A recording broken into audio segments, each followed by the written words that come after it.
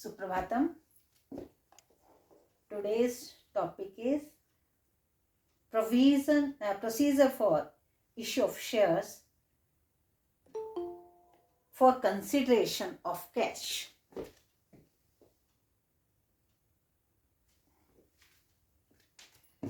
Step by step एक एक चीज देखेंगे। वैसे काफी कुछ सुन भी लिया है आप लोगों ने, फिर भी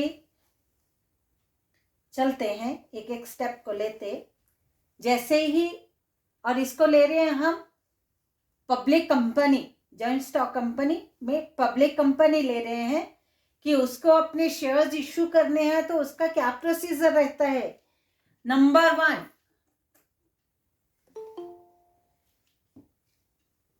to issue prospectus,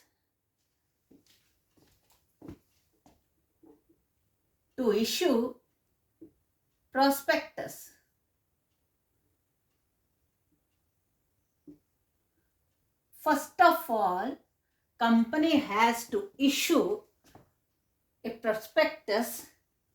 Its prospectus is a document which invites the public to purchase that company's shares. In prospectus, what have written, see in the book, क्या क्या उसमें होना चाहिए, इस प्रोस्पेक्टस में क्या क्या होना चाहिए।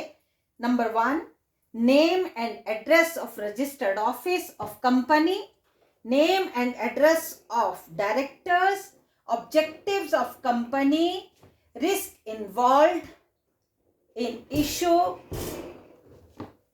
consent of SEBI मतलब जो कंट्रोलिंग अथॉरिटी है कंपनीज की, controlling authority, security and exchange board of India, उसकी कंसेंट चाहिए होती है इश्यू करने से पहले।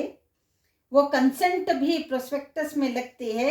Authorised and issued capital of the company, number of share now offered for subscription, authorised capital भी होगी और नंबर ऑफ शेयर्स इस वक्त हम कितने इश्यू कर रहे हैं उसके बाद उसका भी उसमें ब्यौरा रहता है। टर्म ऑफ प्रेजेंट इशू, उसकी क्या टर्म्स हैं, and date of opening and closing of issue.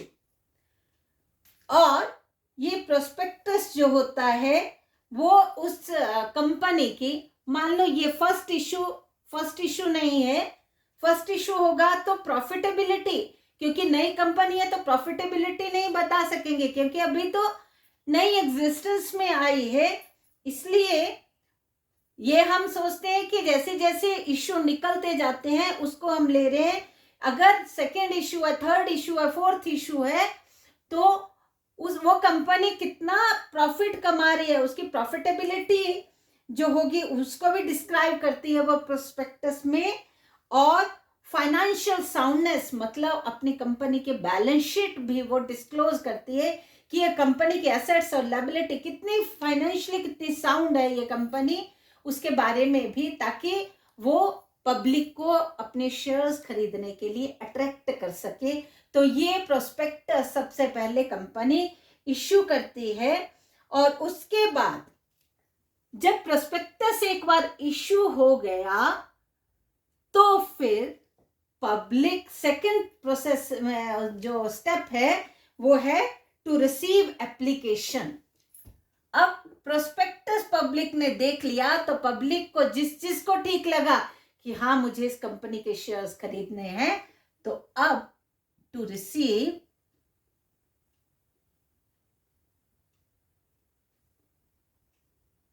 Application.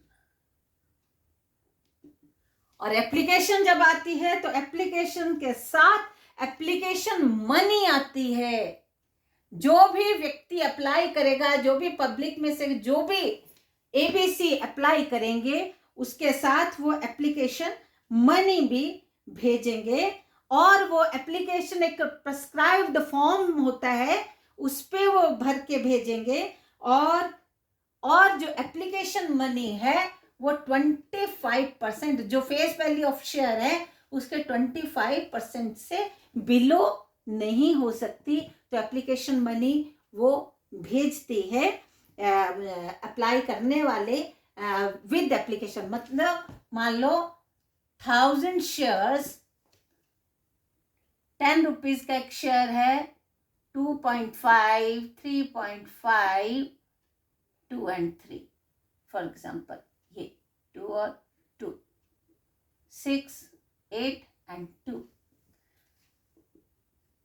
1000 shares के साथ ₹2.50 के हिसाब से वो कितना एप्लीकेशन मनी भेजेगी, वो 2500। तो इसमें बुक में जो पहले हमें ये था कि 20% से बिलो 10% नहीं हो सकती, लेकिन अब समय समय पर जो भी अमेंडमेंट्स होती है तो अब एप्लीकेशन मनी 25% होना जरूरी है। तो जैसे ही जितने भी लोग पब्लिक अप्लाई करते हैं तो कंपनी के पास ये एप्लीकेशन मनी सभी की पहुंच जाती है। उसके बाद आती है बात कि ओवर सब्सक्रिप्शन हुई या अंडर सब्सक्रिप्शन हुई, ये देखना, क्योंकि कंपनी ने अब शेयर्स अलॉट करने हैं। जैसे ही एप्लीकेशंस आती हैं उसके बाद नेक्स्ट स्टेप जो आ जाता है, to make allotment of share, to make allotment of shares. अब कंपनी ने शेयर्स अलॉट करने हैं। अलॉट करने से पहले 3 पोजीशंस हो सकती हैं जो मैं पहले भी आपको बता चुकी हूं। ओवर सब्सक्रिप्शन हो सकती है, अंडर सब्सक्रिप्शन हो सकती है, और तीसरा, उन्होंने जो कंपनी ने तय किया है कि कितना उन्होंने मिनिमम सब्सक्रिप्शन कितना रखना है, वो कंपनी देखती है। ओवर सब्सक्रिप्शन हो जाए तब भी कंपनी शेयर्स उतने ही अलॉट करती है जितने उसने कंपनी ने शेयर्स अलॉट करने होते हैं। फॉर एग्जाम्पल 1 लाख शेयर्स का इश्यू निकाला, कंपनी ने 1 लाख शेयर्स का इश्यू निकाला और एप्लीकेशन आ गई 1,20,000 शेयर्स के लिए। एप्लीकेशन मनी मल्टीप्लाई होगी ही होगी, लेकिन मैं सिर्फ अभी शेयर्स को ले रही हूँ। 1 लाख शेयर्स उसने इश्यू करने थे, लेकिन 1,20,000 शेयर्स के लिए लोगों ने अप्लाई कर दिया। तो अल्टीमेटली जब ओवर सब्सक्रिप्शन होती है तो प्रोपोर्शनेटली कंपनी प्रोपोर्शनेटली उनको क्या करती है, 1 लाख शेयर्स ही इश्यू करती है।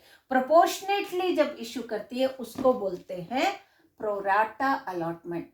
प्रोराटा अलॉटमेंट, प्रोराटा अलॉटमेंट, उसको हम बाद में जाएंगे प्रोराटा अलॉटमेंट होती पूरा उसका क्या प्रोसेस है। तो लेकिन ओवर सब्सक्रिप्शन के केस में कंपनी प्रोराटा अलॉटमेंट करती है, मतलब प्रोपोर्शनेटली। जैसे किसी ने 12 शेयर के लिए अप्लाई किया तो उसको 10 ही शेयर मिलने हैं, तो ऐसे उनको, लेकिन एप्लीकेशन मनी तो 12 शेयर्स के लिए आ गई, लेकिन अलॉट उसको 10 ही शेयर हुए, तो 2 रुपीज जो 2 शेयर्स का जो एक्स्ट्रा मनी आ गया वो नेक्स्ट इंस्टॉलमेंट में वो उसको एडजस्ट कर लेते हैं, वो अगली बात है। लेकिन फिलहाल हम इतना देखते हैं कि ओवर सब्सक्रिप्शन हो तो प्रोराटा अलॉटमेंट होती है, अंडर सब्सक्रिप्शन हो तो वो देखते हैं कि अंडर सब्सक्रिप्शन कितना कम है। अगर वो मिनिमम सब्सक्रिप्शन हो जाती है तो कंपनी शेयर्स अलॉट कर देती है। अगर मिनिमम सब्सक्रिप्शन का जितना उन्होंने 90% है, ये सेबी तय करती है, मिनिमम 90% तक जब एप्लीकेशंस आ जाती हैं, 90% मतलब 1 लाख अगर शेयर्स इश्यू किए, तो मैं ये वाला ओवर सब्सक्रिप्शन का मिटाती हूं, तो मिनिमम सब्सक्रिप्शन 90,000 शेयर्स के लिए अगर एप्लीकेशन मनी आ जाती है, 90,000 शेयर्स के लिए एप्लीकेशन मनी तो मल्टीप्लाई हो जाएगी, मतलब उतने रुपए से वो ये शेयर्स हैं, इतने शेयर्स के लिए एप्लीकेशन मनी आ गई तो कंपनी फर्दर उसको अपने शेयर होल्डर्स को जिन्होंने अप्लाई किया उनको अलॉट कर देती है। लेकिन वो अगर उसको फुलफिल नहीं करती, 90% से भी बिलो रहती है, मतलब वो अंडर सब्सक्रिप्शन में ही आया, मिनिमम सब्सक्रिप्शन भी अंडर सब्सक्रिप्शन है, लेकिन अंडर सब्सक्रिप्शन हो सकता है मिनिमम सब्सक्रिप्शन की जो लिमिट तय की है उससे भी नीचे हो, तो मिनिमम सब्सक्रिप्शन 90% ऑफ शेयर्स कि अगर लिए उसके 90% शेयर्स के लिए एप्लीकेशन मनी आ जाती है तो वो मिनिमम सब्सक्रिप्शन की रेंज में आता है। तो अंडर इससे भी नीचे होगा तो वो इशू कैंसिल हो जाता है और कंपनी को विद इन 30 डेज अगर कैंसिल हो गया इशू तो एप्लीकेशन मनी जितनी आई तो विद इन 30 डेज कंपनी को वो पैसा उन एप्लीकेंट्स जो थे उनको रिटर्न करना पड़ता है। अगर नहीं करते हैं तो 12% तक विद इंटरेस्ट कंपनी को पे करना पड़ेगा। ये मुझे लगता है आपको ये समझ आ गई होगी। Over subscription, under subscription and minimum subscription. Minimum subscription तक अगर उस रेंज तक आ जाते हैं तो शेयर्स अलॉट हो जाते हैं, अगर इस रेंज से भी नीचे रहता है तो वो इशू कैंसल होता है। अब मैं एक चीज और बताती हूं, अब ये मिनिमम सब्सक्रिप्शन के लिए भी क्यों उन्होंने रखा है, तो कुछ कंपनी को अपने जो प्रीलिमिनरी जो एक्सपेंसेस हुए होते हैं कंपनीज को, उनको मीट आउट करना होता है। कंपनी के कोई प्रीलिमिनरी एक्सपेंसेस होते हैं, expenses occurred on formation of company. Company की फॉर्मेशन पर जो एक्सपेंसेस उनको करने पड़ते हैं वो इस अमाउंट से वो मीट आउट करते हैं। क्या क्या है, कोई उस कंपनी ने प्रीलिमिनरी एक्सपेंसेस को मीट आउट करना हो, कुछ नई प्रॉपर्टी परचेज करनी हो, कंपनी के लिए कोई बिल्डिंग बनानी है उसके लिए तो परचेज करनी हो, प्रॉपर्टी परचेज करनी है, कोई अंडर राइटर कंपनी अपने जब शेयर्स इश्यू करती है तो कई बार किसी को एजेंट को दे देती है कि आप हमारे शेयर बिकवा दो, तो जो एजेंट उन शेयर्स को बेचने के लिए जिम्मेवारी लेता है तो उसको बोलते हैं अंडर राइटर।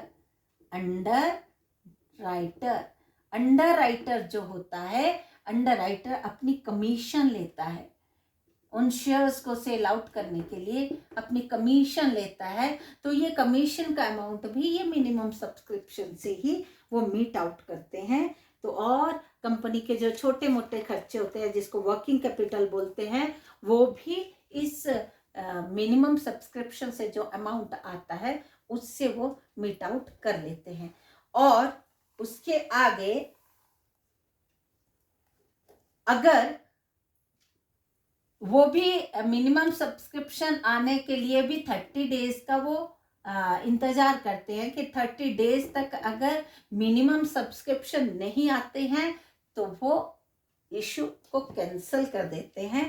तो ये भी एक मुद्दा रहता है। उसके बाद मान लो मिनिमम सब्सक्रिप्शन आ गए या फुल सब्सक्रिप्शन आ गई, जितना शेयर्स इशू करने थे उतने लोगों ने उतने के लिए अप्लाई कर दिया, तो उसके बाद क्या करती है कंपनी, लेटर ऑफ अलॉटमेंट बनाती है उन शेयर होल्डर्स के नाम, लेटर ऑफ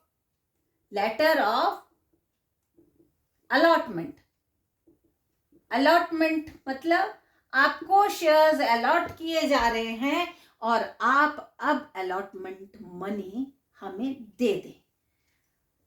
जो ध्यान से सुनना है, अलॉटमेंट होती है, शेयर्स की जो अलॉटमेंट होती है वो एप्लीकेशन के आधार पर होती है। एप्लीकेशन मनी आती है, मिनिमम सब्सक्रिप्शन मतलब जितना सेबी ने तय किया है 90% तक मिनिमम उतना आना चाहिए, उससे अबव है तो अलॉट होंगे ही होंगे, उससे कम है तो कैंसिल हो जाता है इशू। इसके बेस पे, एप्लीकेशन मनी के बेस पे वो सभी शेयर होल्डर जिनने अप्लाई किया था, ABC जितने भी हैं उन्होंने अप्लाई किया था, उनको शेयर्स अलॉट कर देती है और ये लेटर ऑफ अलॉटमेंट उनको दे देती है। एक चीज और ध्यान रखना है, जब प्रोस्पेक्टस इश्यू करती है कंपनी तो पहले एप्लीकेशन मनी आती है, फिर शेयर अलॉट होते हैं, फिर अलॉटमेंट मनी आती है। नेक्स्ट जो इंस्टॉलमेंट है वो शेयर्स अलॉट होने के बाद, लेटर ऑफ अलॉटमेंट इश्यू होने के बाद नेक्स्ट इंस्टॉलमेंट शेयर होल्डर्स को देनी होती है। मतलब जैसे मैंने ये लिखा था 2, 3, 4, कितना हो गया 9, 1। For example, application money, allotment money, first call, second and final call. ठीक है, पहले यहां पैसा जितने शेयर्स के लिए अप्लाई करना है, मान लो 1000 शेयर्स के लिए, तो 2000 रुपीज पहले भेजना पड़ता है, फिर हमें 1000 शेयर्स मिलते हैं तो ड्यू हो जाती है। यहां पे अलॉटमेंट मनी ड्यू हो जाती है। ड्यू होने के बाद कि आपको शेयर्स अलॉट कर दिए गए, अब आप नेक्स्ट इंस्टॉलमेंट हमें भेजें। जब शेयर्स अलॉट हो जाते हैं तब अब अगली इंस्टॉलमेंट हम देते हैं। उसके बाद फिर अगली कॉल्स करते हैं, तो अगली कॉल्स हमें पे करनी होती है, मतलब हम पब्लिक पे करते हैं। तो लेटर ऑफ अलॉटमेंट हमें जैसे ही मिला तो हमारी अलॉटमेंट मनी ड्यू हो गई। ड्यू हो गए मतलब अब हमें ये पैसा पे करना है। तो अलॉटमेंट मनी पे करने के बाद नेक्स्ट क्या आता है, कॉल मनी। नेक्स्ट आता है फोर्थ, टू कॉल मनी, या टू मेक कॉल, या टू कॉल मनी। नेक्स्ट क्या होता है, अलॉटमेंट हो गई, अलॉटमेंट का पैसा भी कंपनी को चला गया। अब first call, second call, third call, maximum 3 calls, इसको बोलते क्या है, फर्स्ट कॉल। मान लो 3 है तो फर्स्ट कॉल, दूसरा सेकेंड कॉल, तीसरा थर्ड एंड फाइनल कॉल। अगर 2 ही कॉल्स है तो first call, second and final call. और एक कॉल से दूसरे कॉल के बीच मिनिमम 30 डेज का गैप होना चाहिए। फर्स्ट कॉल की, उसके बाद एकदम सेकेंड कॉल नहीं कर सकते, बीच में 30 डेज का उसमें रहना चाहिए, गैप रहना चाहिए। और जो कॉल मनी होती है वो फेस वैल्यू की 25% से नीचे नहीं होनी चाहिए, से ज्यादा नहीं होनी चाहिए, 25% से ज्यादा नहीं होनी चाहिए।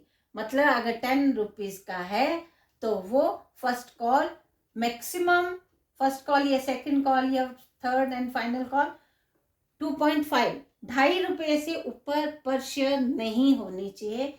तो इसका एक उन्होंने लिमिट रखी है कि वो call money should not exceed 25% of the face value, and दोनों कॉल्स के बीच में 30 डेज का गैप रहना चाहिए, 1 मंथ का गैप रहना चाहिए। और फर्स्ट कॉल के बाद, जो फर्स्ट या कोई भी कॉल करने के बाद उसको 14 डेज का, अगर वो पे नहीं करता है तो 14 डेज का उसको नोटिस जरूरी होता है कि नोटिस दे कि आपने अलॉटमेंट कॉल मनी पे नहीं किया। At least 40 day notice must be given to the shareholder to pay amount of call. अगर वो फर्स्ट कॉल नहीं पे करता है तो उसको 14 डेज का नोटिस देना पड़ता है कंपनी को। और उसके बाद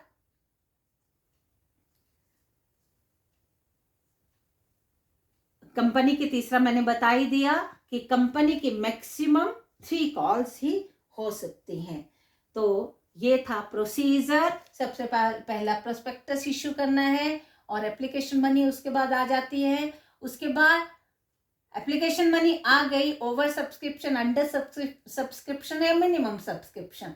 मिनिमम सब्सक्रिप्शन से हम जो इश्यू है वो जारी रखते हैं, इश्यू कर देते हैं, शेयर्स अलॉट कर देते हैं। और जिनको शेयर्स अलॉट हुए उनको लेटर ऑफ अलॉटमेंट देने के बाद उनसे पैसा मंगवाया जाता है, अलॉटमेंट मनी। उसके बाद कॉल मनी कॉल करते हैं, और कॉल कितनी मैक्सिमम कितनी कॉल्स हो सकती है, 3 कॉल्स हो सकती है। हर कॉल के बीच में 30 डेज का गैप होना चाहिए, और अगर कोई कॉल मनी पे नहीं करता है तो उसको 14 डेज का नोटिस कंपनी की तरफ से जाना जरूरी होता है। और कभी भी कॉल मनी 25% से उसका रेट ज़्यादा नहीं हो सकता, उसका अमाउंट 25% से ज़्यादा नहीं होना चाहिए।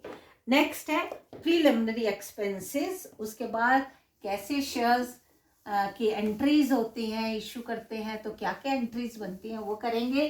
पर पहले प्रीलिमिनरी एक्सपेंसेस, इसकी जानकारी होना सभी स्टूडेंट्स के लिए बहुत जरूरी है। Preliminary expenses, preliminary expenses incurred on the formation of company। जब कंपनी बनाई जाती है तो उस वक्त जो प्रारंभिक रूप में जो भी खर्चे होते हैं, शुरुआती जो खर्चे होते हैं, उनको बोलते हैं प्रीलिमिनरी एक्सपेंसेस। इनको प्रारंभिक खर्चे भी बोलते हैं, प्रीलिमिनरी एक्सपेंसेस भी बोलते हैं, शुरुआती खर्चे भी बोलते हैं। शुरुआती मतलब कंपनी जब फॉर्म होती है तो कंपनी के फॉर्मेशन के वक्त कंपनी के डॉक्यूमेंट्स बनाने पड़ते हैं। तो उन डॉक्यूमेंट्स को बनाने के लिए जो भी खर्चे होते हैं, खर्चा होगा ना, कोई टाइपिंग का, कोई रजिस्ट्रेशन का, तो बहुत सारे खर्चे होते हैं, तो वो प्रीलिमिनरी एक्सपेंसेस में आते हैं। उसके बाद उनको जब रजिस्टर करवाए जाते हैं तो स्टैम्प ड्यूटी वगैरह लगती है, वो भी प्रीलिमिनरी एक्सपेंसेस में आते हैं।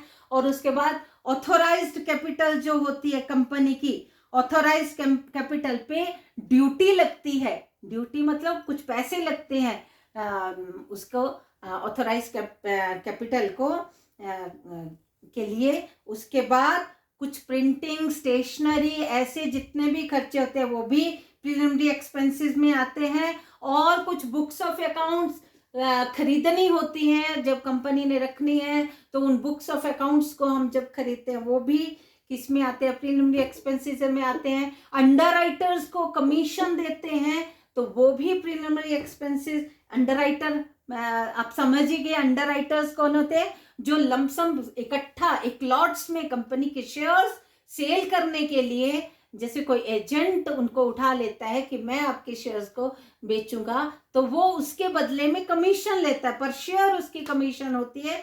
तो उसको एक परसेंटेज होती है, 6% और 5%। शायद डिवेंचर्स सेल करने के लिए 6% होती है, शेयर्स सेल आउट करने के लिए 5% होती है, ये या ऐसा ही है। तो ये अंडर राइटर जो कमीशन लेता है वो भी प्रीलिमिनरी एक्सपेंसेस में आते हैं। और जो कंपनी के एसेट्स और लायबिलिटी की वैल्यूएशन करवाते हैं, तो वैल्यूएशन के वक्त जो फीस लगती है वो भी प्रीलिमिनरी एक्सपेंसेस में आती है। अब आपने देखना है कि कंपनी के फॉर्मेशन में इतने ज्यादा खर्चे हुए तो इनको मीट आउट हम कहाँ से करेंगे। तो पहले साल तो इतना कंपनी प्रॉफिट भी कमा नहीं रही होती, तो एक बार में ही ये सारे लाखों में जो खर्चा होता है वो एक ही साल पे नहीं डालते हैं, वो प्रीलिमिनरी एक्सपेंसेस को भी कुछ सालों में डिवाइड कर देते हैं, और हर साल उसका एक पार्ट राइट ऑफ करते जाते हैं। और राइट ऑफ करते कहाँ से, राइट ऑफ मतलब उसको जो खर्चा हुआ है, मान लो 1 लाख रुपए प्रीलिमिनरी एक्सपेंसेस है, उसको 5 इयर्स में उन्होंने डिवाइड कर दिया, तो 20,000 पर ईयर वो इसको राइट ऑफ करते जाएंगे। अभी इस साल के प्रॉफिट में से निकाल लिया, फिर ये प्रीलिमिनरी एक्सपेंसेस कहाँ चले जाते हैं, बैलेंस शीट की जो बचते हैं। जैसे ये राइट ऑफ कर दिए तो 80,000 बच गए, तो ये 80,000 कहाँ पे जाके बैठेंगे, बैलेंस शीट के एसेट साइड में जाके इनको दिखाते हैं मिसलेनियस एक्सपेंसेस में। अब नेक्स्ट ईयर फिर 20,000, तो फिर वो बैलेंस शीट में 60,000 ईयर, ऐसे 5 इयर्स में वो जीरो हो जाते हैं। लेकिन वो कहाँ से मीट आउट करते हैं, तो कहाँ से, पहला हेड है सिक्योरिटी प्रीमियम अकाउंट।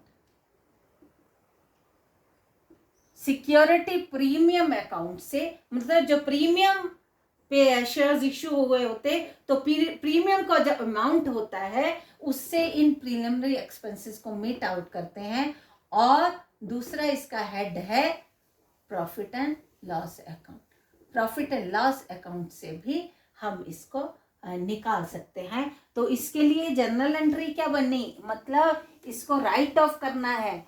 और ध्यान देना है, सिक्योरिटी प्रीमियम का हमेशा कौन सा बैलेंस होता है, क्रेडिट बैलेंस होता है। प्रॉफिट और लॉस में प्रॉफिट का बैलेंस क्रेडिट होता है। तो प्रीलिमिनरी एक्सपेंसेस को राइट ऑफ करना है। राइट ऑफ करने के लिए सिक्योरिटी प्रीमियम को हमें क्या करना पड़ेगा, ये कम हो जाएगा ना, उसको राइट ऑफ करना है। क्या करना पड़ेगा, सिक्योरिटी प्रीमियम को क्या करना पड़ेगा, कोई बच्चा बताए। एंट्री करनी है। शाबाश, ठीक बोला। क्या करना है, security premium account to preliminary expenses account. बहुत अच्छी। Security premium account debit to preliminary expenses account, to preliminary expenses.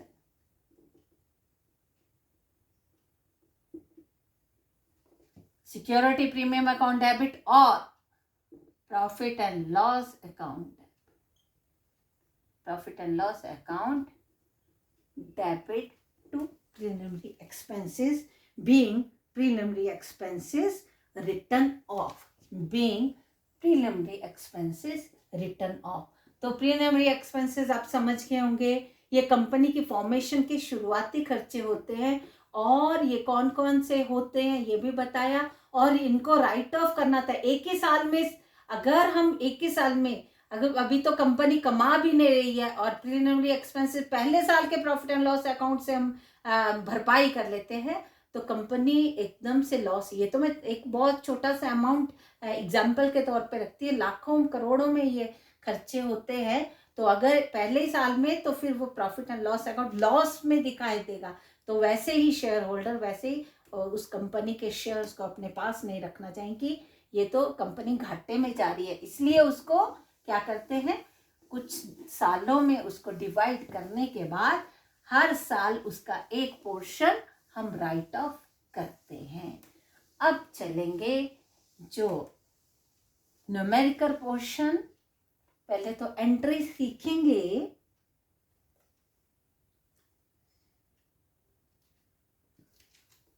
Entries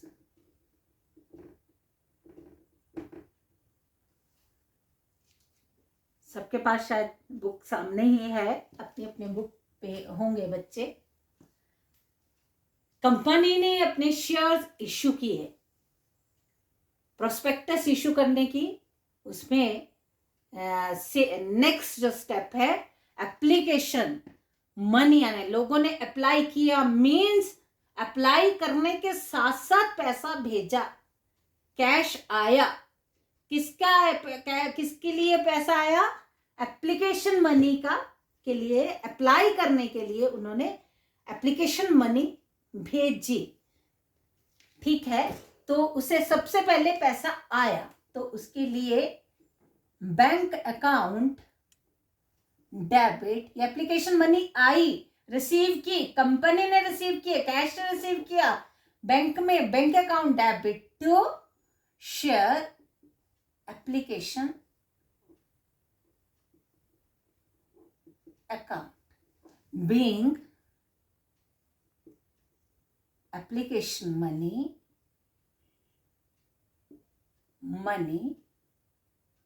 received. यहां पे अमाउंट के कॉलम्स बनते हैं, हर एंट्री को वैसे क्लोज करना है।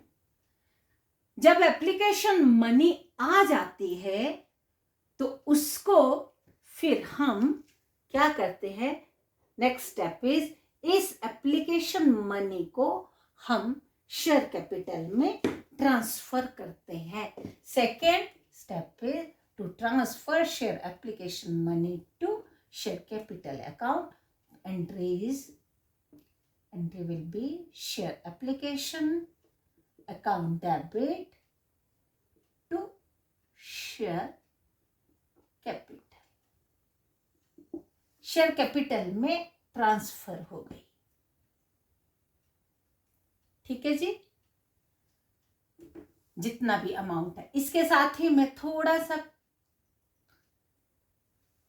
कुछ और भी बताना चाहती हूं। फॉर एग्जाम्पल, ध्यान देना है, XYZ ने 1 लाख शेयर्स इश्यू किए। XYZ issued 1 lakh shares at the rate of ₹10 each। समझना है थोड़ा सा, ठीक है। ब्रेकेज मैं यहां पे लिख देती हूं, 2 3 3 2। Application, allotment, first call, second call.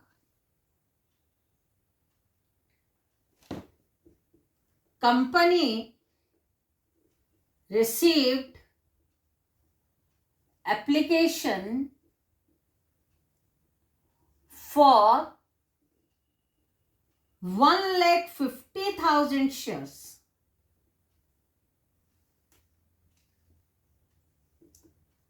out of which company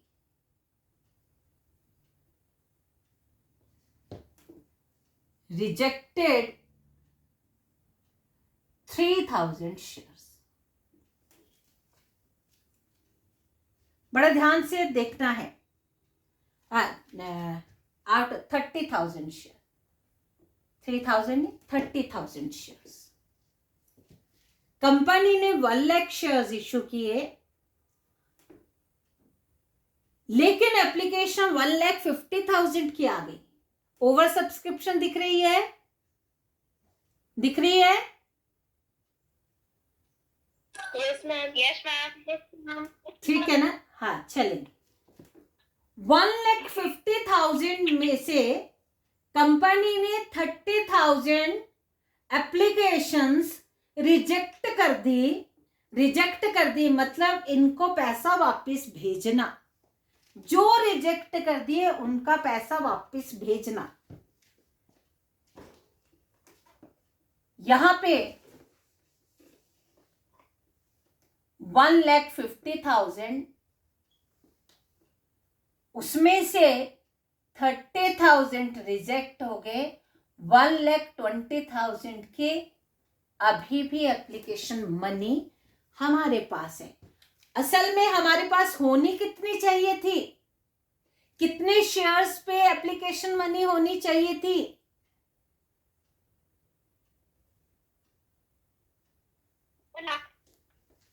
कितने? 1 लाख शेयर्स के लिए